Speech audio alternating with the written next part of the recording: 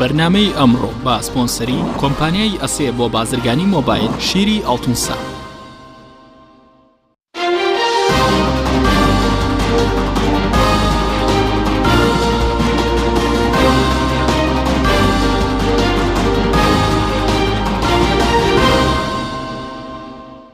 بەناوی خوای گەورە سڵاوتان لێبێت بەڕێزان 43 ساڵ تێپەڕ دەبێت بە سەر بۆردومانکردنی شاری قەڵازێ لەلایەن ڕژێمی بەعسەوە. بۆردومانکردنی شاری قەڵازێ لەلایەن ڕژێمی بەعسەوە یەکەم ئاڵقەی کۆمەڵکوژی بەعز بوو دژی گەلی کوردستان، بەڵام تاوکو ئێستام کەیسە بە جینۆساید نەناسێنراوە. بە میواندارێک لە بەڕێزان لە ئەستۆدی سەرەکی پشدەر بابەکر ڕۆژنامەنووس، هەروە لە هەولێرەوە دکتۆر شوان قەڵازی سەرۆکی فراکسیۆنی بزنەوەی ئیسلامی لە پەرلەمانی کوردستان لە شاری قەڵازێشەوە باعیس عەزیز بەرپرسی ئەنجومەنی قەڵازەی کۆمەڵی ئیسلامی تاوتوی ئەم پرسە دەکەین. لە سەرەتادا راپۆرتێک دەبینین، دواتر لەگەڵ میوانەکانمان درێژە بەم پرسە دەدەین.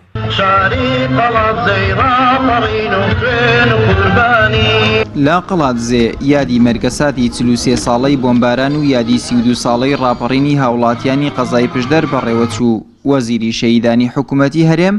بە هەگبەی خاڵیەوە هاتووە و دەڵێت ئومێدەوارم هەمووان هەوڵ بدەن بۆ خزمەتی زیاتری قەزای پشدەر. ئەندامێکی سەرکردایەتی کۆمەڵی ئیسلامیش ڕایگەیاند پێویستە بەڵێنەکانی حکوومەت لە دروشمەوە بگوازرێنەوە بۆ خزمەتی کردداری. داواکەین لە پەرلەمانتارانی بەغاو هەموو ئەوانەی کە پەیوەنددارن بە کارەکانەوە کار بکەن لەسەرەوەی ئەو مەرزە بەنێو دەوڵەتی بکرێت. دەربارەی مۆنومنتی قەڵازێ کە بوجە و ئەرکی جێبەجێکردنی لەلایەن پارێزگای سلێمانی و ئیدارەی ڕاپەڕینەوەیە و بڕی خەرجەکەی 1 ملیار و 200 ملیۆن دینارە. تا ئێستا دیارە بەوەی باری داراییەوە تەواو نەکراوە، هیوادارین ئەو پرۆژەیەش جێبەجێ بکرێت. نەخێت تەنها خۆی لە چەند ڕاستماردە بڕیارێکی وەزارەتی شەیدان ئافاکاوەدا بینیەوە کە ئەوەش لە ڕاستیدا ڕۆتیناتێکە کە دەبوایە زۆر دەمێک پێش ئێستا بەدەیان ساڵ پێش ئێستا ئەوانە بۆ کەسکاری شەیدان جێبەجێکرابە تازە بە تازە وەکو موژە دەدرێتە کەسکاری شەیدان. وەکو ئێستا پێویستە کەسکاری شەیدان و هاوڵاتیانی ئەو دەبەرە لە ژیانێکی زۆر شایستەدابن بە تایبەت شکە لە خاچێکا لەژین کە سەرخان و ژێرخانی بڕێتی لە بەرەکەت و پڕێتی لە داهاتی باش. دوای 43 ساڵ هێشتا ئاهوناڵەی خاوەنی شەهیدەکان هەر نوێیە. ئەوان ناخی خۆیان بۆ پێیان کردەوە و دەڵێن ئێمە خوێنمان ڕشت و ڕەنجی شەهیدەکانمان بۆ خەڵکانی تر بوو. خۆشەویستین بۆ هەمووتان هەیە، بەس کەس دەبینێت وەک من کوێ دوورەکەی نەکرێت، وەکو پرخڕ نەکرێتەوە. هەموو گەورە بن، هەموو خوای لە بەڵاو نسبەت تا بە دوور بن. خوایە من بام لێ هاتووە لە لاقپۆڕی لە جەرگەکەم گە خەڵکەوە ئاوێ لەگەڵ تارەکە قەستی کرد لە ناوقەدی قەڵازێ هەزاری وەک من دەرگیشتە ئەوام لێ ئەمن ئێستا لە تا ڕەکەم ئالێ لە کەس ناگرن هەروە شەی باق و بریقە هیچ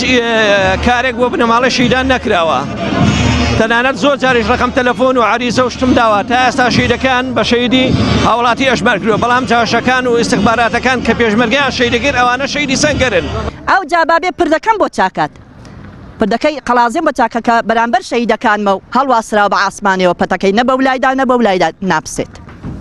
کاکە گیان جادەکە کە دەچینە ناو قەڵازێ خۆمان بە دوکانەکانەوە دەنووسین تا سیارەکە دێبەڕێت. 200 مەترەکەی قەڵازێ 200 مەتری ماوە بیکات ئێستا نەکراوە بۆمان. خەریکە خەڵک تێدا دەخن کە بۆتە گۆمە ئاو. قەڵازێ یەک جار سەدام وێرانی کرد، بەڵام ئەوان 100 جاریان وێران کردووە. ڕژێمی بەعز لە 24 ساڵی 1974 لە ڕێگەی بەکارهێنانی چەکی ناپاڵمی قەدەغەکراوی نێودەوڵەتی تاوانی جەنگی بەرامبەر هاوڵاتیانی مەدەنی قەڵازێ ئەنجامدا و بەهۆیەوە زیاتر لە 160 هاوڵاتی شەهید بوون و بەدایانی تریش بریندار بوون. بۆردومانەکە زانکۆی سلێمانیشی گرتەوە کە ئەو کات گوازرابەوە بۆ قەڵاتزێ. دوای نزیک بە نیو سەدە لەو تاوانە هاوڵاتیان و کەسوکاری شەهیدان لە حکوومەتی کوردی ناڕازین. ئاراز ڕەسوڵ، کەناڵی ئاسمانی پەیام، قەڵاتزێ.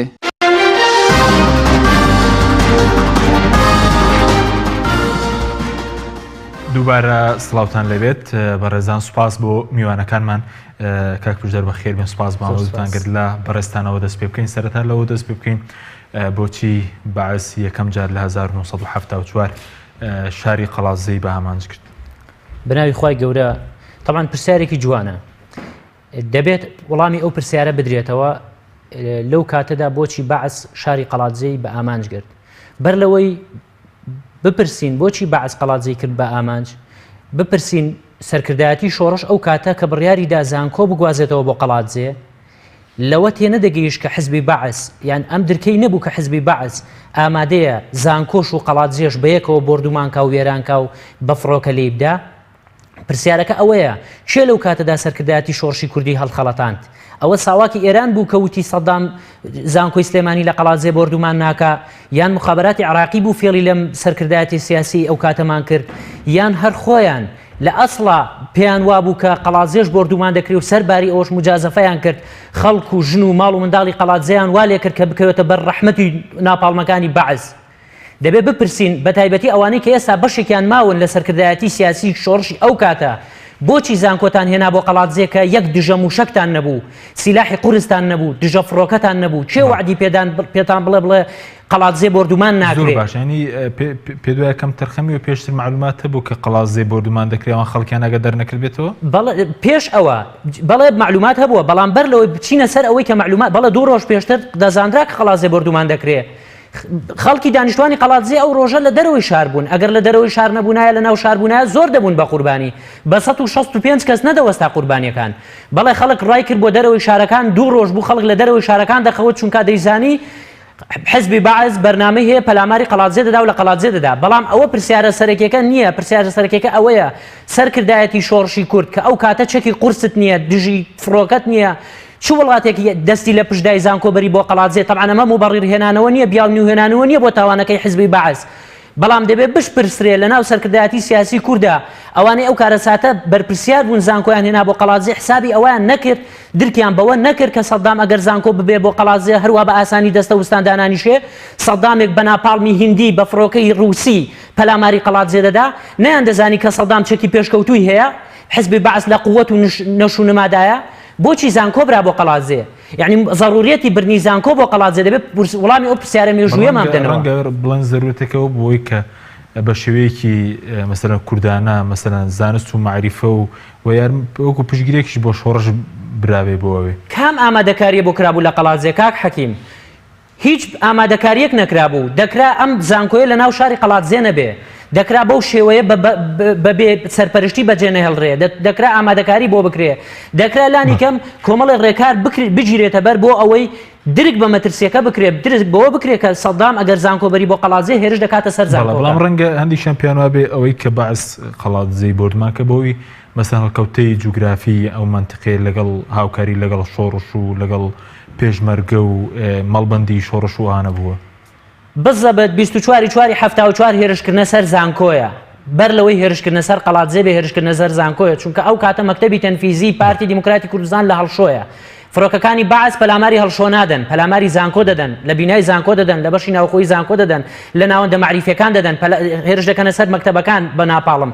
ئەم هێرشەی ئەو کاتە پەرچەکردداری گواستنەوەی زانکۆی سلێمانی بوو بۆ قەڵاتجێ سوپاس دەکەم دواتەگەڕێمەوە لای بەڕێز ئەگەر بچینە قەڵاتجێ لای کاک باعیس عەزیز کاک باعیس زۆر سوپاس بۆ بەشداریکردن لە بەرنامەکەماندا سەبارەت بە ساڵیادی 33 ساڵی بردومانکردنی قەڵاتجێ ئەمڕۆ یادەکە چۆن بەڕێوەچوایە خەڵک بە شێوەیەکی گشتی بەشدار بوون لە میادە یاخو بەرپرسانی باڵای حکوومەت ئامادەیان هەبوو لە میادە بەناوی خۆی گەورم دەدەم زۆر سپاس بۆم دەستەکە ئەمڕۆ دیارە 43 ساڵ پێشە بێ لەسەر کارەساتی 24 ساڵی 1970 شاری قەڵاتجێ لێرەوە سڵاو ڕێزەمیری بۆ گیانی تاکی شەیدانی قوربانیانی ئەم کارەساتە و سڵاو ڕێزەمیری بۆ پێشمەرگە قارەمانەکان کە لەبەرەکانی جەنگ بەڵێ ئەمڕۆ دیارە لە یادی 24 ساڵی 1970 لە شاری قەڵاتجێ مەراسیمێک بەڕێوەچوو بە ئامادەبوونی بەرپرسانی حیزبی حکومی بەڵام بەداخەوە دیارە دەوام ڕانەگیرا بوو و دەوام قوتابخانەکان بۆ خۆی بوو خەڵکێک بەشداری کرد و بەڵام وەکو جاران خەڵکێک بەم شێوەیە بە شێوەی ساڵان قەڵەباغی پێوە دیار نەبوو بەڵێ زۆر باش لاستی بەرپرسانی باڵا کێ ئامادە بوو یاخود ئەم یادە بە شێوەیەک بوو کە شایستە بێت بەم کارەساتە گەورەیە عفوا ئەگە دووبارێک سەبارەت بە ساڵانە کە یادیم کارەساتە دەکرێتەوە یان یادکردنەوەکە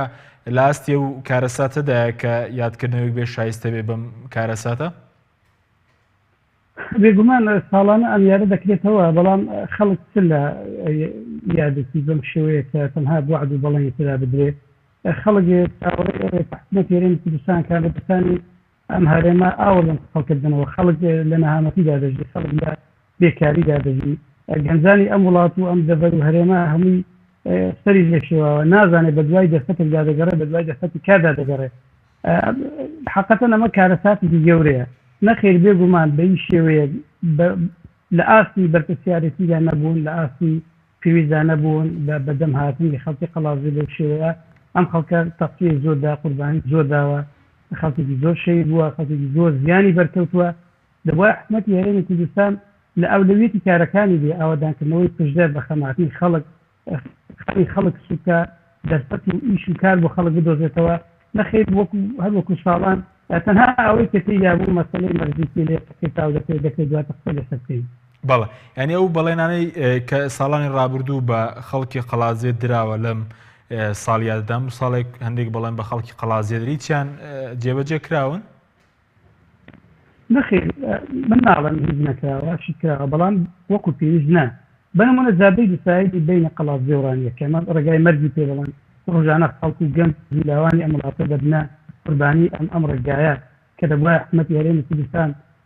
بۆ زۆر شتێ پارە هەیە بەڵام بۆ ڕێگا بە شوێنێکی ئاوا بۆ شتێکی ئاوا زەلو پارە نییە حقیقەتەن ئەمە جێ پرسیارە یاخود مەسەلەن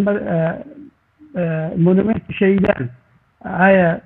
جوابدانەوەی داواکاریەکانی شەهیدان ئەم هەموو خەڵکە لە میادەدا لەم ڕۆژەدا شەهید بوو ئەم مۆنومنتە تا ئێستا تەنها هەیکلێکە لەوێ و ئەردەوێتی پانتایەکی زۆری داگیر کردووە بەڵام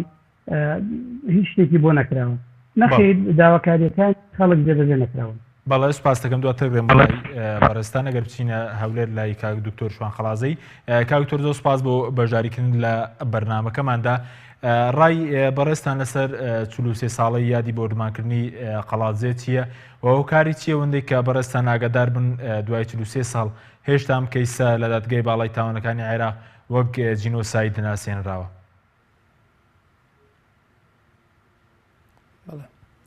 بەناوی خوای بەخشندەی میهرەبان زۆر سپاس بۆ بەڕێستان کە گرنگیتان داوە بەم ساڵیادی ماتەمینەی شاری قەڵازێ گومانی تیانە کە 33 ساڵ لەمەوبەر دەتوانین بڵێن یەکەم دەڤەر لە باشووری کوردستان شاری قەڵازێ بووە کە چەکی کۆمەڵکوژی دژ بەکار هێنراوە تیایدا زانکۆ بردومان کراوە قوتابخانە خەستەخانە کۆمەڵکوش کراوە خەڵکی سڤیل قەتڵ و عام کراوە ئەوەی کە 43 ساڵ لەمەوبەر لە شاری قەڵازێ ڕوویدا هیچی لە چیمیابارانی هەڵەبجە و لە ئەنفالەکانی کوردستان و شوێنەکانی تر کەمتر نییە بەڕاستی قەڵازێ بۆتە ڕەمزی خەبات و تێکۆشان بۆ شەڕشی ڕزگاری خوازی گەلی کوردستان بەڵام لە مەقابلدا دوای 43 ساڵ لە بردمانی ئەو شارە و دوای تێپەڕبوونی 26 ساڵ بەسەر حکمی خۆماڵیدا هەتا ئێستا کە داخلی شار دەبی جێکەڵبەی بەعسیەکان بە شارەکەەوە ماوە سیمای کاولکاری بەم شارەوە ماوە ئەم شارە جێی خۆی بوو بەڕاستی ئیشێکی زۆر گەورەی لەسەکرا بە لەسەر ئاستی کەسی یەکەمی حیزبەکان لەسەر ئاستی دەسەڵاتی ئەم وڵاتە کاری زۆر جددی کرابایەشێک لەو کەیسانەی کە بەرپرسانی باڵای ڕژەمی بەعزی تایدا لە سێدارەدران و حکمی لە سێدارەدانیان بۆ دەردەچوو لە دووجەیل چەند کەسێک کوژراون لەسەر تەقاکردن لە سەرۆکی ڕژێمی بەعسی عێراق بەڵام لە قەڵازێدا خوێنکارانی زانکۆ زیاتر لە 10 خوێنکاری زانکۆ شەهید بووە زیاتر لە 150 کەس لە هاوڵاتیانی سڤیلی ئەم شارە شەهید بووە ئەم کەیسە پێویست و زۆر بەجددیتر لە دادگای باڵای تاوانەکانی عێراق هەردوو حیزبی دەسەڵاتدار بەڕاستی محاکمی کوردستان هەوڵیان دابایە یەشێک لەو بابەتە یەک لەو دۆسیانەی کە سەرانی پێ بەعسی پێ محکەمە دەکەن لە دادگای باڵای تاوانەکان دۆسیەی قەڵازێ بووایە ئەم دۆسیەی قەڵازێ لە کاتێکدا بووە کەوا 14 ساڵ پێش کیمیابارانی هەڵەبجە بووە لە دۆخێکی تایبەتیدا بووە گەلێکی مەزلوم بە تارێ ڕووسی و بە ناپاڵمی قەدەغەکراوی نێودەوڵەتی شارەکە بردومان کراوە. ئەمە لە بەغدا لە ساڵی 2011ەوە دادگای باڵای تاوانەکان دانی بەوەدا ناوە کە ئەمە بەشێکە لە جینۆساید بەشێکە لە کۆمەڵکوش بەڵام خۆ هەردان پیادانان مەرج نییە مەرجەکە ئەوەیە کە دانی پێدادەنا داوای لێبوردنی لە گەلی کوردستان و لە خەڵکی قەڵازیە کردبایە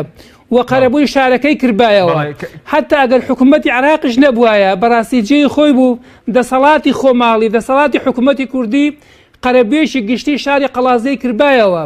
قەڵازێ هەموو جارێکەوە شۆڕشی کرد تووشی ناومێدی بووە گەلی کورد تووشی ناومێدی بووە تووشی ئەوە بکەوە تووسکایە کە شک نەبراوە لە قەڵازیەوە شۆڕش و خەبات دەستی پێکراوەتەوە ڕاپەڕینی بۆ نمونە 91 لە قەزای خەباتەوە یەکەمین شەهیدکەوە شەهید بەختیار هوڕێوەیی بوو لە بازیان قەڵازیەکان تواننکەوە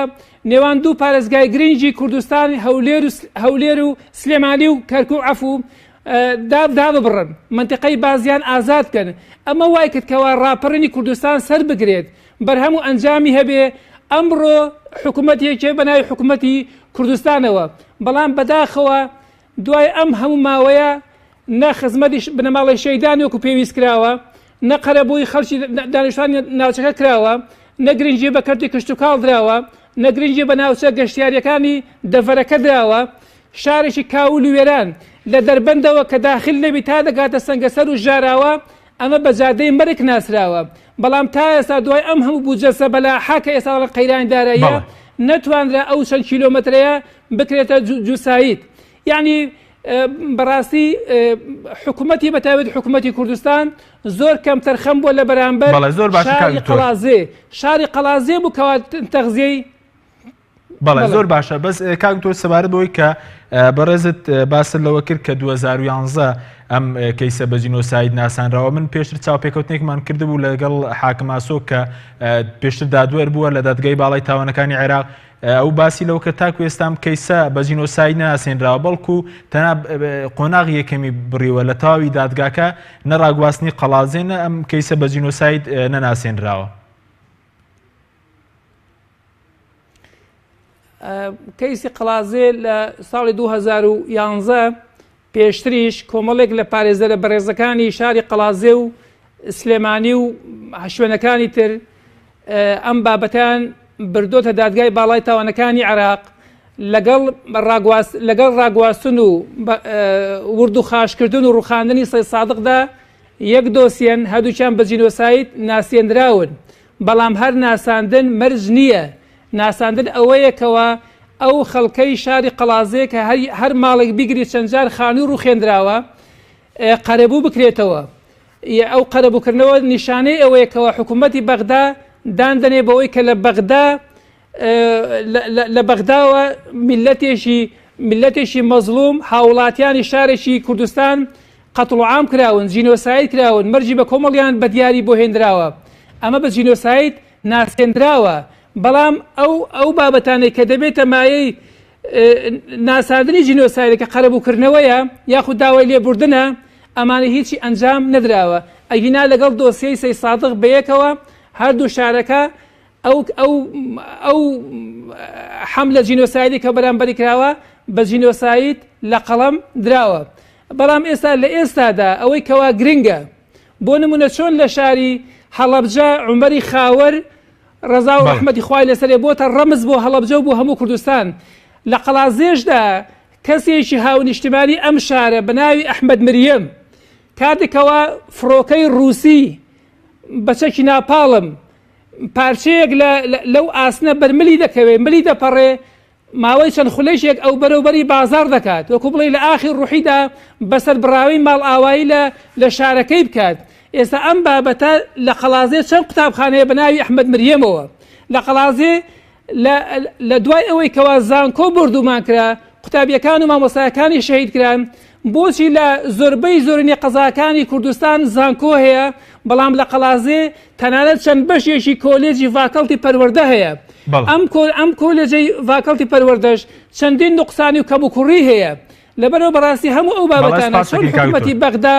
غەدر و زوڵمی کردووە لە شاری قەڵازێ بە هەمان شێوە حکوومەتی هەرێمی کوردستانیش کارێکی وای نەکردووە کەوا دڵی دانیشتوانی شارەکە خۆش کات بە قەرەبووکردنەوەیان بە گرنگی پێدانیان تەنانەت ساڵانە بەرپرسانی باڵا تا ئێستا نەمبینیوە سەرۆکی حکوومەت یاخود جێگری سەرۆکی حکوومەت یاخود سەرۆکی مەسەن پەرلەمانی کوردستان بێنە ئەم شارەوە کۆمەڵێک مژدەی عملی بە دانیشتوانی شار بدەن. ئایا ئەم شارە لە ساڵی 1974 ئەو کاتە باوشی سەرۆکی حکوومەتی ئێستادا سەکردایەتی شۆڕشی کردووە یەشێک بۆ لە کەسە دیارەکان ئێستا کوڕێکی بەڕێزی ئەو سەرۆکی حکوومەتە ئەگەر ئێستا هاوکاری و یارمەتی و قەرەبووی شاری قەڵازێ نەکرێتەوە کەی هاوکاری دەکرێتەوە ئێستا ئەگەر بڵێ قەیرانی داراییە ئەی ساڵانی ڕابرد خۆ قەیرانی دارایی نەبووە. بەڵێ سپاس دەکەم کاک تۆ دواتە گرم بۆ لای بەڕێزت کاک پشتەرگە بگرم بۆ لای بەڕێز هەرچەندە ئەو مەسەلەی کەیسی ڕاگواستن پێشتر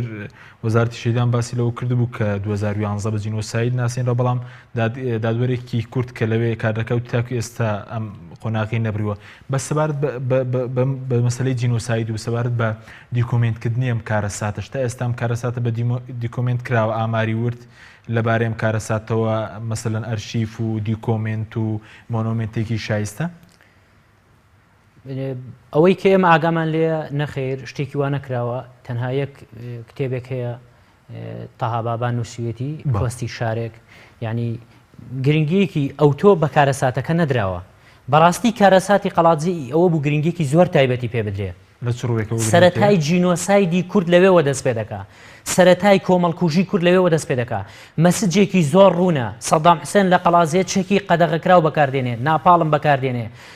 بۆمبیر هندی بەفرۆکەی رووسی بەسەر قەڵازێدا دەبارێنێ کۆمەلگای نێودەوڵەتی بێدەنگە لەوێوە سەرکردایەتی سیاسی کورد دەبوو تێبگەیشت بە کە مەسجێک هەیە کۆمەلگای نێودەوڵەتی پشت لە شۆڕشی کوردەکە ئەگەر نا بە بەرچاوی کۆمەلگای نێودەوڵەتیەوە زانکۆ کە شوێنێکی مەدەنیە شوێنێکی سەربازی نییە مەقەڕی حزبێک نییە دەکرێتە ئامانج کۆمەلگای نێودەوڵەتی بێدەنگە ئەمە سەرەتای جینۆسایدی کووردە ئەمە سەرەتای لە ناوبردنی کووردە ئەمە سەرەتای کۆمەڵکوژی کووردە هەر کوردیشنا سەرەتای جینۆسایدە سەرەتای دەستی ڕەشی بەعسە لە عێراقا نامەیەکی تازەیە بۆ ئەوانەی کە دڵیان بە بەعس خۆش بوو ئەوانەی کە بەرایان لەگەڵ بەعس پێک دێنە ئەوانەی پێیان وابوو بەعس خۆشگوزەرانی بۆ عێراق دێنێ ئەوانەی پێیان وابوو خۆماڵیکردنی نەوتی عێراق لەلایەن حزبی بەعسەوە جێگەی دەستخۆشیە ئەم بردومانی قەڵاتجێ لەو کاتەدا مەسجێکیش بوو بۆ ئەوانە زۆر باشە بەس مامۆستا تۆ پێ دوایانی ئەو کەم تەرخەمی هەیە بۆ ئێستا بۆ نمونە لە ڕووی ئاماری شەیدەکانیشەوە ئامارێکی وردمانیان دەیشان 163 160 لەبارەی بریندارەکانەوە یعنی نەدەکرا دوای ئەوەندە ساڵە ئەم کارەساتە بە دیکۆمنت کرد ئامارێکی ورد لەبارەی زیانەکانی لەبارەی زانە گیانی و مادیەکانی هەبێت کاک حەکیم ئەمە پێویستی بە دراسە و لێکۆڵینەوە هەیە پێویستی بە خەڵکی ئەکادیمی هەیە پێویستە بە حکوومەت پێویستی بە حکوومەت هەیە کە ئێمە نیمانە ئەسڵی پرسیارەکە نەخێر ئەمەی ئێستا دەسەڵات بەڕێوەدەبا لە هەرێمی کوردستان حکوومەت نییە شتێک هەیە فەرمانڕەوان کۆمەڵی خەڵکن ئەم وڵاتە بەڕێوە دەبن بەڵام بە پێناسەی حکوومەت هیچ مەرجێکی حکوومەتداریان تێدا نییە خەڵکانێک جیاوازی بکەن لە نێوان ڕەواندز و سۆراندا چۆن دەتوانی پێیان بڵێ حکوومەت خەڵکانێک جیاوازی بکەن لە نێوان کۆیە و قەڵاتجێدا چۆن دەتوانی تاوانی وا بکەین بڵین حکوومەتمان هەیە ئەمە تاوانێکی گەورەیە کە من ئەو تاوانە نایەنمە سەرشانی خۆم دەسەڵاتێک بە یەک چاو سەیری کۆیە و قەڵاتجێ نەکە سەیری ڕەواندز و سۆران نەکە بیەوێ ڕەواندز بخنچێنە لە پێناوی سۆراندا ئەمە حکوومەت نییە ئەگەر حکوومەت هەیە ئەگەر حکوومەتی هەرێم هەیە داوایان لێ دەکەم تکایان لێ دەکەم لە 24 2018دا پرۆشۆرێک دەرکەن نامیلکەیەک دەرکەن هەموو ئەو پرۆژانەی تێدا باسکەن کە بۆ قەڵاتجێیان کردووە لە ماوەی دەسەڵاتداری حکوومەتی هەرێمدا تکاتان لێ دەکەم چیتان بۆ قەڵاتجێ کردووە ساڵی ئایندە لە 24 بۆ مام بکەنە نامیلکەیەک بزانم لە ڕووتان دێ باسیکەن بزانم لە ڕووتان دێ نامیلکەیەک بڵاوکەنەوە بزانم کولفەی ئەو پرۆژانەی لە قەڵاتجێ کردوتانە چەندە بزانم بای پرۆژەیەکی بۆ بەرهێنانی بچووکی خۆتان دەبێت ئەم قەڵاتجێ لە هەموو ڕوانگەیەکەوە خینکێنراوە شارێکە کوا ناوەندی معریفی کوا ناوەندی زانکۆیی کوا شاری گەشتیاری کوا زەویە کشتتوکاڵیەکانی کە ساڵی 89 سەدام حوسێن جوتیارەکانی ناردەوە وتی دەبێت قەڵاتجێ زرعاتی تێدا بکرێ چیمیایی لە سالیۆی سلێمانی چیمیایی و گەنمیدا بە جوتیارەکانی قەڵاتجێ تراکتۆری داپێیان وتی بڕۆن دەبێت سەرباری ئەوەی قەڵاتجێ ڕاگوەزرا بوو تەرحیل کرابوو چیمیایی و گەنم و تراکتۆری داپێیان وتی بڕۆن قەڵاتجێ بکەن بەگەنم کرا بەگەنم نەشدروایەوە ڕاپەڕینی بەسەردا هات کوا زەویە کشتتوکاڵەکانی قەڵاتجێ هەمووی بە هەڵم بوو دەستی بەسەرداگیرا دیوانی چاودێری دارایی بەڕێز فەرمونون وەرنە قەڵاتزێ بزانن چکارە ساتێک ڕوویداوە کوا زەویە کشتتوکاڵەکانی قەڵاتزێ ئەم هەموو زیادە ڕەویەت شێ لە قەڵاتزێدا ئەم هەموو دەست بەسەرداگرتنی مڵکی گشتی بەڵێ دڵنیام لە هەموو کوردستان هەیە بەس ئەوەی قەڵاتزێ تایبەتە من پرسیارێک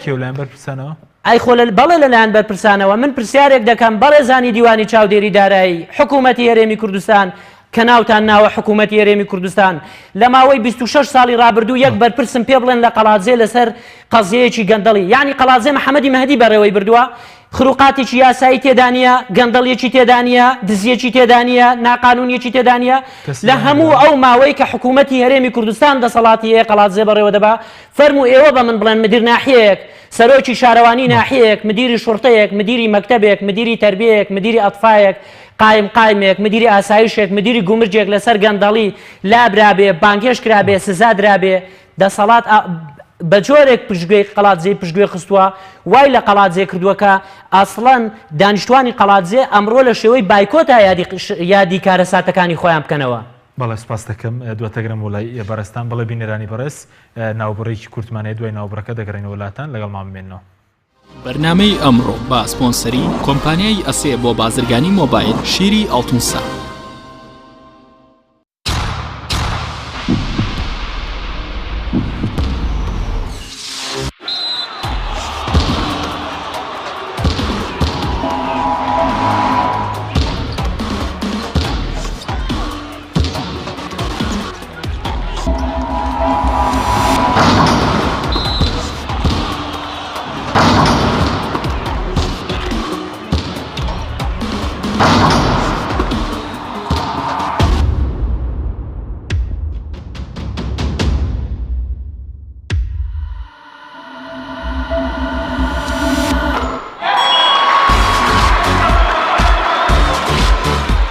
سەرکەوتنە گەورەیە تەنها شیری وشکی ئەڵتونسای تەمێکی ڕاستەقینە و 100% سروشتی نۆشی کە و هەمیشە بە بەهێزی بمێنەرەوە. ئەسێ ئەمڕۆ جیاوازتر دەردەکەوێت. ئەسێ ڕنگ و هێز و توانایەکی نوێ پێشکەش دەکات. زیرەکێکی ڕاستەقینە و متمانە پێکراوە. ئەسێ Q6 نوێترین مۆبایلی زیرەکە و کردنەوەی لەلایەن پەنجەمۆری خاوەنەوە کار دەکات. ڕامی 3 گیگابایتەوە، میمۆری 32 گیگابایتەوە، کامێرای سەرەکی 13 مێگاپیکسلە و کامێرای پێشەوەی 8 مێگاپیکسلە. ئەسێ یەکەمین مۆبایلی مارکەی کوردی 4G LTE. کۆمپانیای بەیزا لە پێنە و بەرەنگاربوونەوەی قەیرانی دارایی و پێشکەشکردنی باشترین ئامری کارەبایەتی نۆماڵ کۆمپانیای بەیزا بووە بریکاری گشتی کۆمپانیای زەمگی ئیتالی هەروەها فرۆشتنی بەرهەمەکانی باقیستی هەژدەمان بە هاوڵاتیان سەلاجە و مجەمیدە هەموو جۆرەکانی سپلیت تەلەڤیزیۆن و تەباخ و مڕەشەح فڕن و مایکرۆ گسکی کارەبایی غەسالەی جلشتن و قاپشتن بەیزا مامی هاوڵاتیان. تۆپ ئارت تاکە بریکاری تۆڕی میدیایی کۆمەڵ بۆ دروستکردن و بڵاوکردنەوەی ڕیکلام. تۆپ ئارت.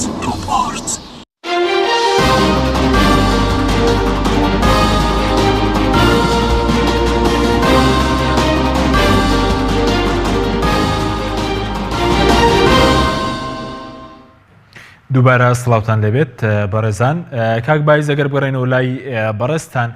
بەڕێستان پێشتر باستان لە بەڵێنەکانی بەرپرسان کرد لە یادی 24 سەبارەت بەو بەڵێنانی ڕابردوو کە 2 ساڵ لەمە پێشیش باز لەوە کرا کە پەیمانگایەکی تەکنیکی لە شاری قەڵاتزێ بکرێتەوە و مۆنۆمنتێکی شایستە دروست بکرێت بۆ یادی 24 تا ئێستا ئەمانە جێبەجێ کراون؟ بەڵێ نەخێر ینی تەنها بەڵێن بووە بەڵێنەکانی جێبەجێ نەکراوە. کاک حەکیم دەمەوێت لێرەوە ئەوەتان پێ بڵم جادەی ناو بازار تا ئێستا تەواو نەبووە، جادەی دووسایدەکە تەواو نەبووە، ئەوان هەم بەڵێنرا و شەخسەکەی قەڵاتزێ کە کاتی بەستەر چووە گەڕێکمان هەیە گەڕێکی هەنارۆکی پێدڵان تاوەکو ئێستا جادەکانی سیارە لێ ڕوودەچێت خەڵک ناتوانێت چوی پێدا بکە ئاوی خواردنەوەیان نییە. ئەنی ئەوانە بەڕاستی کۆمەڵێک شتەیە کۆمەڵێک شتی پێویستێ لەم شارەدا نەکراوە و هەندێک جاری ئینتیمای حیزبی بەڕاستی بەکاردێنێت بەرامبەر باندێک خەڵک و ئەو وعد و بەڵێنانش بەڕاستی تا ئێستا کەمێکی زۆر کەم جێبەجێ کراوە و خەڵک چاوەڕێی شتی زیاترە بۆ قەڵاتزێ لە قەدەر ئەو کارەسات و مەینەتی و ناخۆشانەی کە بەسەر ئەم خەڵکی ئەم ناوچەیە داهاتووە خەڵک چاوەڕێی ئیشی زیاتر لە کار بەدەستانی ئەم هەرێمە دەکات نەک بەڕاستی سزای خەڵک بدرێ ئێمە لەناو خەڵک داین ڕۆژانە خەڵک پەیوەندیمان پێوە دەکە ئێش و معاناتی گرفتی خەڵک کەوتۆتە وەزن و ژیانێکی قورس و ناخۆش ئەنی بەڕێی من ئێستا بیر لە چارەسەرکردنی کێشەدارایەکانی خەڵک بیر لە موچەی خەڵک بکرێتەوە لەوەی کە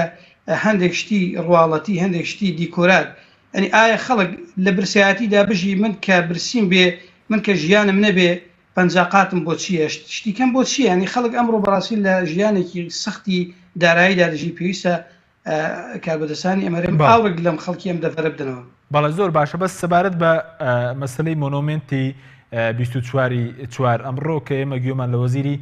شەیدان بوو باسی لە مەسلەی قەیرانی دارایی دەکرد بەس ئەم مۆنۆمنتە پێش قەیرانی دارایی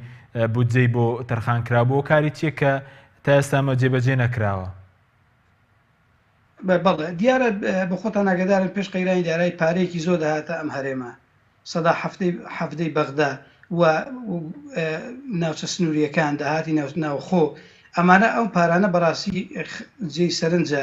ئەم هەموو پارانە چی لێ هات بۆ کوێ ڕۆیی ئەنی بێگومان ینی وعدرابوو کە ئەمە جێبەجێ بکرێت و بۆ 24 بۆ 24 ساڵی داهاتوو ئەمە تەواو بکرێت بەڵام نازانم دەکرێت لە کاربەدەستانی ئەم هەرێمە بەپرسێ ئەمەتان بۆ تەواو نەکرد ئەم پارێتان چ لێکرد بەڵام بە بۆ چوونیەوە هیچ پاساوێکێ ئەوەی کە پاساوی قەیرانی دارایی بێنرێتەوە پێشتر ینی ئەم پرۆژەیە نەدەبووە جێبەجێ بکرێت بەڵێ دەبووە جێبەجێ بکرێت ینی پارە هەبوو بەڕێی من ئێساش لە وڵاتە پارە هەیە بەڵام پارە قۆرە کراوە پارە لە ژێردەستی چەند کەسێکدایە ینی پارە هەیە بەڵام ئایا بۆ نایکەن بەڕێی من ئەم دەڤەرە نازانم حکومەتی هەرێمی کوردستان بە کوردستانی نازانێت بە شوێنێکی دوورەدەستی دەزانێت پێی وایە کە ناتوانێت سەیترە بەسەر ئەم ناوچەیەدا بکە بە ناوچەی خۆی نازانێت بە خەڵکی خۆی نازانێت ئەنی بەڕاستی ئەم ناوچەیە هەر بۆ خۆیان لەم ناوچەیەوە شۆڕش و چەخما خەلەیدا لەم ناوچەیەوە کە پێشمەگە داهاتە خوار خەڵک خزمەتی پێشمەگەی دەکرد ئاوا ئەنی پاداشتی خەڵک دێتەوە نەخیر پێم وانیە پاساوی قەیرانی دارایی پاساو بێ بۆی کە ئەم پرۆژەیە جێبەجێ نەکرێت دەکرێت بۆ خۆشیان جوابی ئەم پرسیارە بدەنەوە بەڵێ زۆر باشە بەس ئێستا گەر کەسێک لە دەرەوەی قەڵازێ سەردانی قەڵازێ بکات ینی چۆن دەتوانێت ئاشنا بێ بە یادی 24 لە کاتێکە مۆنۆمنتێکی نەبێت مەسەلەن شوێنێک نەبێت کە ئەم بەڵگە و ئامار و قوربانیانی 24 دیکۆمنت نەکراوێت بەڵێ پێویستە حکومەتی هەرێم بیر لەوە بکاتەوە بەڕاستی ئەم مۆنۆمنتە تەواو بکە مۆزەخانەیەک دروست بکە بۆی کە ئەم هەموو کارەسات و مەینەتێکە بەسەر ئەم دەڤەرە داهات لە شوێنێکدا پارێزراو بێ خەڵکی دەرەوە بێ بەڕاستی کە دەبینێ 24 ئەم هەموو مەینەتێ بەسەر ئەم خەڵکە هێنا ئەو خەڵکی کە میوانە بدێت لە شارەکە تەماشا دەکە بە چ شتێک باوەڕ بکە کەم ئەم شارە تووشی ئەمەینەتێ بووە تەنها بە چەند کتێبێک و چەند نووسراوێک خەڵک بەڕاستی بەمە باوەڕ ناکە بەڵێ سوپاس دەکەم کاک دکتۆر شوانەگر بگەرە مۆلای بەڕێز پێشتر باس لەوە کرد کە حکومەتی عێراق غەدری لە خەڵکی قەڵازێ کردووە باسی ستەمی حکومەتی هەرێمیش کردێن لە چ ڕوێکشەوە حکومەتی هەرێم ستەمی لە خەڵکی قەڵازێ کردووە بەڵێ بۆ خۆی حکومەتی هەرێمی کوردستان پێویست بوو لەسەر ئەو بودجە زەبەلاحی کە خۆی لە داهاتی ناوخۆ و داهاتی خاڵە سنووریەکان و ئەوەش کە لە بەغدا و لە ستەحەف دەبووی دەهات قەرەبەیەکی گشتی دانیشتوانی پشدەری کردبایە چونکە پشدەریەکان ڕۆڵێکی گەورەیان بینی لە ڕاپەڕیندا هەر خەڵکی پشدەر بوو بە ئەترافی سەکردەی حیزبەکان کەوا تەغزیە و تەمویلی سەرجەم حیزبەکانی دەکرد کە سەرجەم حیزبەکان بارەگای سەکردایەتیان لە دەڤەری پشدەر بووە لە مەنتیقەی شوێنیە و زەڵێ و ناوزەنگ و ئەو شوێنانە دوای تێپەڕبوونی ئەم هەموو ماوەیە تا ئێستا وەکو باسم کرد لە زۆربەی زۆری قەزاکانی کوردستاندا زانکۆ هەیە بۆ نمونە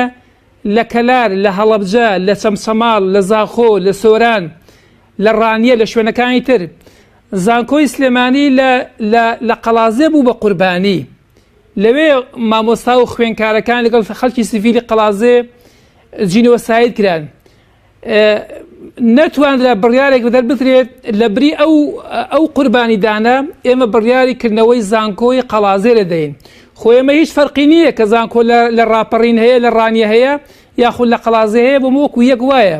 بەڵام ناتوانی ئەوە ئەنجام بدەن ناتوانی خەڵکی قەڵازێ دڵخۆشکەن بەوەی کەوە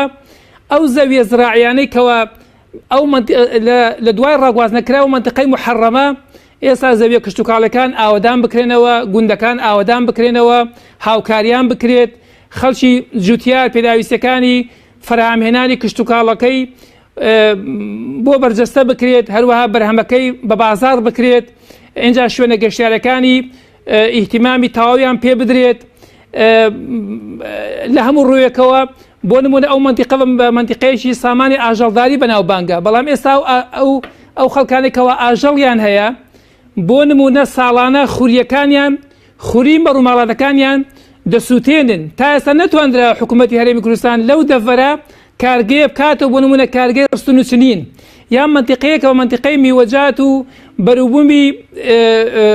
ڕۆژی بەناوبانگە تا ئێستا نەتواندراوە کارگەیەکی مەسەن دۆشاوی تەماتە یاخود کارگەی میوە ئاوی میوە بکرێتەوە و هەروە نەتواندراوە لە شارەکە بۆ دڵخۆشکردنی گەنجان هەر بۆ نمونە وەرشەیەکی بەسیط دروست بکرێت لە وەرشەیەدا خەڵک فێری پیشەکان بکرێت ئەمانە هەمووی وای کردووە خەڵک هەست بە بێزاری دەکات لە ناو بازاری قەڵازێ تا ئێستا جوسایدێک نییە تا ئێستا ڕێگایەکی سەرەکی دەرەشی نییەکەوە دایمە هەست بە قەڵەباڵغێکی زۆر دەکرێت ناو شاردا دوای تێپەڕبوونی 26 ساڵ بەسەر حکومڕانی ئەم حکومەتەدا تا ئێستا یەک ترافیک لایەتی لێیە ئەویش تازە ساڵێکە کراوەتەوەکەوە یعنی هیچ داخلی هەر کەسێک کە داخلی شار دەبێت هەز دەکا بۆیکەوە ئەم شارە شارێکی زۆر مەحرومە یعنی چیدا بۆگە بە پرسانی باڵای حکوومەتی هەرێمی کوردستان هاتبان هەر ئەو پردەیان کردبایەوە ئەو پردەی کەوا لە قەڵاتیەوە قەڵازێ بڵێ ئەو بەرەبەیەکەوە دەبەستێتەوە لەگەڵ سەرقەبران ناتوانانی ئەمە بکەنەوە ناتوانانی ڕێگای جوسایدی دەربەن قەڵازێ بکەنە جوساید یعنی هەز دەکرێتەوە لەلایەن حکوومەتی هەرێمی کوردستانەوە ئەم منتیقە بە تەواوەتی پشتگوێ خراوە لە کاتێکدا دینەمۆی شەحنکردنەوەی گەنج و لا و شۆڕشی خەڵکی کوردستان لە قەڵازێەوە دەستی پێکرد لە کاتێکدا کەوا حکوومەت لە ئەوجی بەهێزیدا بوو لە ساڵی 82 خوێنکارانی ئامادەی لەسەر قەبرانەوە پەیامێکیاندا بە بەعس کەوا خەڵکی قەڵازێ ڕوحیەتی شۆڕژێری و بەرەنگاری هەیە زوڵم و ستەم قبول ناکات ئەو بکە لە بەرەنجامدا دوو ئافرەتی شۆڕژێری دەڤەرەکە بە ناوی دایکە ئامینە و مامۆستا سنەوبەر شەهید بوون لە قەڵازێەوە ڕاپەڕینگەشتە سلێمانی و هەولێر و بەزانکۆی مووسڵ و شاری کەرکووکیشەوە ئەمە بۆ خۆی شۆڕۆشێکی زۆر گەورە بوو بەڵام سەکردایەتی کورد لە بەرامبەر قەڵازێدا زۆر خەمساردا بەڕاستی زۆر هەستی نیشتیمانی و نەتەوەیی و هیچ هەستێکی نییە بۆیە هەزە خەڵکی دەڤەرەکە هەز بە نائومێدی دەکەن لەبەرەوە ئەمڕۆ لە کاتی مەراسیمەکەشدا بەڕاستی لە چاو ئاپۆرای ساڵانی ڕابردوو ژمارەیەکی زۆر کەم خەڵک هاتبوو ئەوەی کە هاتبووشن زیاتر میوانانی دەرەوە بوون ئەو بەڕێزانش ئەمەژیان پێکرد بۆ نمونە مۆنۆمنتێک ملیارێک و 200 ملیۆنی بۆ تەرخان کراوە ئەو بودجەیە کە بۆ تەرخان کراوە لەسەر پەرەپێدانی پارێزگاکان بووە تا ئێستا ئەو مۆنۆمنتە تەواو نەکراوە یعنی مۆنۆمنتێک کە ڕەمزی قوربانیەکانی 74 ڕەمزی قوربانەکانی 82 تا ئێستا تەواو نەکراوە بۆچی تەواو نەکراوە ئەی نابێ ئەو دیکۆمنت و ئەو بەڵگانەی کە لە 74 و 82 ڕژەمی بەعس ئەو بەڵگانەی کە ئەو بەیاننامەی دەری کردووە ئەو بڕانەی کە دەری کردو بە کاولکردنی شارەکە نابێ ئەمانە هەمووی لەو شوێنی مۆنۆمنتە بپارێزرێن بەڵام بەداخەوە نە مۆنۆمنتەکە تەواو کرا ئێستا مۆنۆمنتەکە ئەڵێ گۆماوە پڕکراوەتەوە لە ئاو وەکو ئەو پەیامنەرە باسی کرد شیشەکانی هەمووی ژەنگایی بووە لەبەرەوە بەڕاستی کاتی ئەوە هاتم پێم وایە بۆ ئەو مناسبە گەورەیە ئەبوو سەرۆکی حکوومەت جێگری سەرۆکی حکوومەت لەو مناسباتانەدا حتا قەیرانی دارایش بێ وجودیان هەبوایە بتوانی با کۆمەڵێک پرۆژە بکەنەوە بەڵای سپاس دەکەم زۆر سپاس کاوتۆر کاک پژدەرگە بگرم وڵای بەڕێستان سەبارەت بە مەسلەی زانکۆ و گرنگدان بەناوەندە ئەکادمیەکان لە قەڵازێ ئەوەی کە زانکۆی سلێمانی و کات لە قەڵازێ بوو ئێستا لە ڕووی پرۆسەی خوێندن و پێش قەیرانە داڕایەکە چۆن هیچ گرنگێکی ئەو تۆ بەناوەندە ئەکادمیەکان دراوە لەو ناوچێ بەداخەوە نەخێر قەڵاتزێ کە لە پەنجاکانی سەدەی ڕابردوودا سینەمای لێ بووە ئێستا سینەمای لێنە هۆڵێکی شانۆی لێنە زانکۆیەکی لێنە ناوەندێکی معریفی لێنە تەلەڤیزیۆنێکی محەلی سەر بە زانکۆی تەلەڤیزیۆنێکی خۆزگەلەی نەبووایە دوو کۆلیجە هێناویانە بە کەم و کوڕیەوە لە مەدخەلی قەڵاتزێ دانراون هیچ شتێکیان وەکو پێویست نییە وەکو زۆر پێداویستی و نەقسیانەیە وەک هەر بەشێکی تری زانکۆکان باشە باسی ئەوەت کرد لە ناوخۆی قەڵاتزێ ڕۆژنامە و گۆڤار و تەلەڤیزیۆن نییە نەخێر لە ناو قەڵاتزێدا تەلەڤیزیۆنێکی مەحەلی نییە نەخێر کەناڵەکان هیچ لە کەناڵە ئاسمانیەکان لەوێ ئۆفیسێکی سەرەکیان نییە ستۆدیۆیەکیان نییە بەرنمەیەکی تێدا پێشکەشکەن یعنی هەتا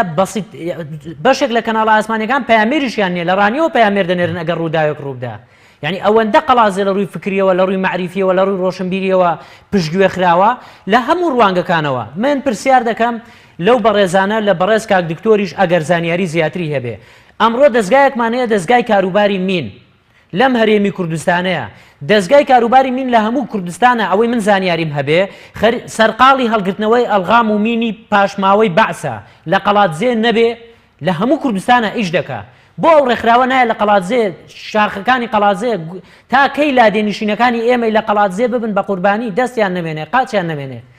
بۆچی بەجددی کار لەسەر ئەوە ناکەن ئەم منتیقەیە پاک بکرێتەوە لەوە بۆ بیر لەوە ناکەنەوە ناوەندێکی معریفی ناوەندێکی فکری ناوەندێکی زانکۆیی ناوەندێکی ڕۆشنبیری ناوەندێک بۆ بیر لەوە ناکەنەوە زانکۆیەکی ئەهلی کاکە ئێوە زانکۆتان پێ ناکرێت بۆ قەڵاتزێ وەکو خۆتان دەڵێن ناتوانن لە هەموو قەزایەکە زانکۆیەک دانێن بەڵام بیکەن بە مەرج ئەو جاکە کەسێک هات داوای کردنەوەی زانکۆی ئەهلی کرد پێی بڵێ من بەو مەرجە ڕێگە دەدەم زانکۆی ئەهلی بکەیتەوە بچی لە قەڵاتزێ زانکۆی ئەهلی بکەیتەوە بەو مەرجە ڕێگە دەدەم مەسنەعێک دروستکەی معمەلێک دروستکەی پیشەسازی بکەی وەبەرهێنان بکەی دەبێ بچی لە قەڵاتزێ بیکەی وتێلێک دروست دەکەی فەرموو لە قەڵاتزێ بیکە لە ناو سلێمانی 50 دانەم هەیە لە هەولێر هەمە لە دهۆک هەمە ئەگەر بەڕاستی ئەمانە عەقڵی بەڕێوەبردنیان هەیە ئەگەر بەڕاستی ئەمانە لە خەمی ئەم وڵاتەن ئەگەر بەڕاستی خۆیان بە ساحەبی ئەم وڵاتە دەزانن کە من پێم وایە نە عەقڵی بەڕێوەبردنی ئەم وڵاتەیان هەیە نەخۆشیان بە ساحەبی ئەم وڵاتە دەزانن تازە بە تازە لە سەردەمی سەربەخۆیی لە سەردەمی ڕێفراندۆم داجیاوازی لە نێوان شارێک و شارێکی تردا دەکەن لەبەرەوە بەڵام ئەگەر بەڕاستی بیری دایانەوێ پرۆژە بکەن فەرموو کۆنفرانسێکەن لە قەڵاتزێ نەچوە بچێ کاکە ناڵێن پرۆژەمان بۆ بکەن دەڵێن زیادەڕەوی لە قەڵاتزێ ڕاگرن داواکاریەکی قورس نییە دەڵێن فەرمون کۆنفرانسێ بکەن لە قەڵاتزێ کۆنفرانسی بەناوی کۆنفرانسی ئاوادانکردنەوە کۆنفرانسی بنیاتنانەوەی قەڵاتزێ نەخێر تا ئێستا نەکراوە کۆنفرانس تا ئێستا کۆنفرانسێکی لەو شێوەیە نەکراوە بزانین ئەو لادیانەی ئێمە پێویستیان بە چییە شارۆچکەکانمان ناحیەکانمان شارەدەکانمان پێویستیان بە چییە کێشە گیر و گرفتەکانمان چییە ماستەر پلانێک دانێن بۆ قەڵاتزێ جیاواز بێ لە ماستەر پلانی شارەکانی تر ناکرێت تۆ 6 مەکتەب دروست دەکەی لە قەزایەک کە نەڕووخاوە بە هەمان عەقڵیەت بێ 6 مەکتەب لە قەڵاتزێ دروستکەی قەڵاتزێ ڕووخاوە وێران کراوە ناحیەکانی لادیەکانی پێویستی بە خزمەتگوزاری دووقات و سێقاتی شوێنەکانی تر هەیە بەڵێ سپاس دەکەم ئەگەر دوایی دەرفەت بگرم وڵای بەرزستان کاک بایز ئەگەر بگرم وڵای بەرزستان دوا پرسیار زۆر بە کورتی سەبارەت بە مەسەلەی مەرزی کێلێ ئەمڕۆ هیچ بەرپرسانی حکوومەتی بەڵێنێکی تریاندا کە پێشتریش باز لە بەنێودەوڵەتیکردنی دەکرا بەڵێ دیارە دەمێکە ئەم کەیسە دەجوڵێنرێت و مەسەلەی مەرزی کێلێ ئێستا دیارە پرۆژەکە کەوتۆتە بواری جێبەجێکردن جادەکە ڕێگایەکە تەسفێ دەکرێت و ڕێک دەکرێت من بۆ خۆم لەم یەک دوو ڕۆژێدا سەفەری ئێرانم کرد بەوێداتم ئیشی لێ دەکرێت بەڵام هیواداری ئیشەکە تەواو بکرێت ئەمە شەر ئەوە نەبێت کە دەستیان پێکردو تەنها جادەکەیان ڕێکی دەکەن و دواتر بەنی وەسڵی وەکو پرۆژەکانی کە وەکو وعد و بەڵێنەکانی کە نەیگەێنە سەر هیوادارین ئەم جاریان بەجددی ئەمە ئاورێک بێ لە خەڵکی قەڵاتزێ بدێتەوە بێگومان ئەگەر ئەم ڕێگایە باش بکرێەوە مەرزی کێلێ بە نێودەوڵەتی بکرێ هەلو دەرفەتێکی باش بۆ خەڵکی دەڤەری پشدەر دەڕەخسێەوە جمجۆڵێکی بازرگانی باشی دەکەوێتێ پێم وایە کەمێک لە ئێش و مەعاناتەکانی ئەم خەڵکە کەم دەبێتەوە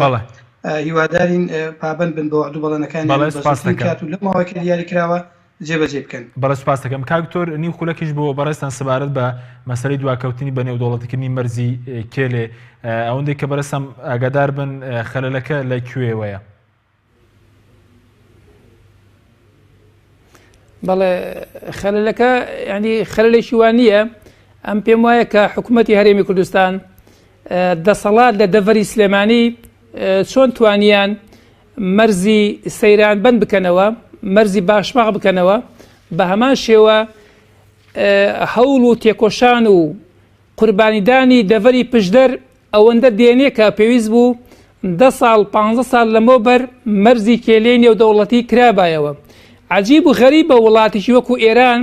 هەموو ئامادەسازیەکانی کردنەوەی مەرزەکە ئامادە بکات، بەڵام ئێمە خۆمان سەبەب بین بۆ ئەوەی نەبینە هۆی ئەوەی کەوە ژیان و گوزەران و کەسابەت لە دەڤەری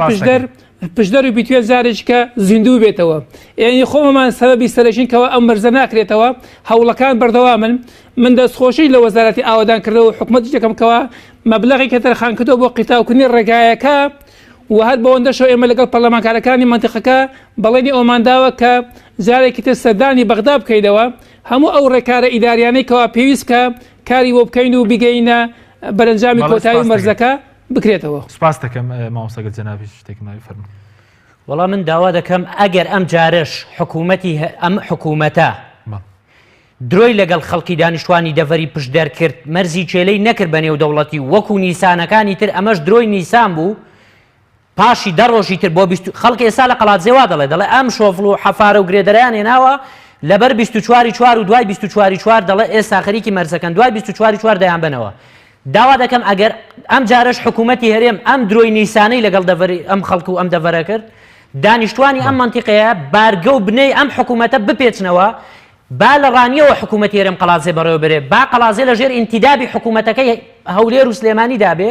ئەم حکوومەتی بەناو هەرێمە دابێ، بەڵام لە قەڵازێ بنکە و بارەگای نەبێ بۆی چیتر گاڵتە بە عەقڵیەت و بە شعوری خەڵکی قەڵازێ نەکرێت کە 20 ساڵە بەڵێ کە زۆر هیچ بەڵێنێک کە بە قەڵازێ دراوە نەچۆتە جێبەجێکردنەوە. قەڵازێ یەک جادەی دووسایدی نییە، بەڵێ زۆر بەڵێن و درۆیان پێدراوە. ئەگەر ئەم بەڵێنەش وەک بەڵێنی 500 ساڵی ڕابردوو درۆ بوو،